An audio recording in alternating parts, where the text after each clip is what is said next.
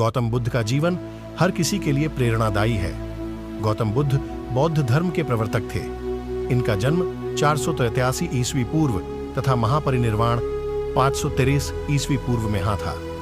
बचपन में उनको राजकुमार सिद्धार्थ के नाम से जाना जाता था। बौद्ध ग्रंथों के अनुसार गौतम बुद्ध के जन्म से 12 वर्ष पूर्व ही एक आर्षि ने भविष्यवाणी की थी कि यह बच्चा या तो एक सार्वभौमिक सम्राट या महान आर्षि बनेगा। 35 वर्ष की आयु में उन्हें ज्ञान की प्राप्ति हुई थी। वह संसार का मोह त्याग कर तपस्वी बन गए थे और परम ज्ञान की खोज में चले गए थे।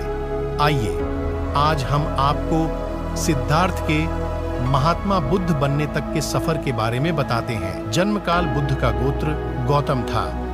बुद्ध का वास्तविक नाम सिद्धार्थ गौतम था। उनका जन्म शाक्य गणराज्य की राजधानी कपिलवस्तु के निकट लुम्बिनी में हुआ था। बुद्ध के जन्म के 7 दिन के भीतर ही उनकी माता का देहांत हो गया था।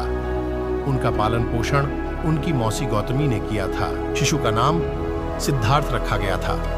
शाक्य वंश के राजा शुद्धोधन सिद्धार्थ के पिता थे।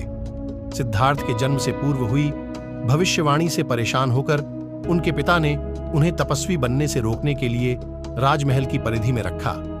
गौतम राजसी विलासिता में पले बढ़े। बाहरी दुनिया से आक्रांत, नृत्य करने वाली लड़कियों द्वारा मनोरंजन, ब्राह्मणों द्वारा निर्देशन और तीरंदाजी, तलवारबाजी, कुश्ती, तैराकी और दौड़ में प्रशिक्षित किए गए थे। कम उम्र में ही उनका विवाह राजकुमारी यशोधरा से करा दिया गया। दोनों का एक पुत्र भी हुआ जिसका नाम राहुल था। सिद्धार्थ बचपन से ही अत्यंत करुण हृदय वाले थे। वह किसी का भी दुख नहीं देख सकते थे। इतने प्रयासों के बाद भी 21 वर्ष की आयु में उनकी अपने राज्य कपिलवस्तु की गलियों में उनकी दृष्टि 4 दृश्यों पर पड़ी। ये दृश्य थे एक वृद्ध विकलांग व्यक्ति, एक रोगी, एक पार्थिव शरीर और एक साधु।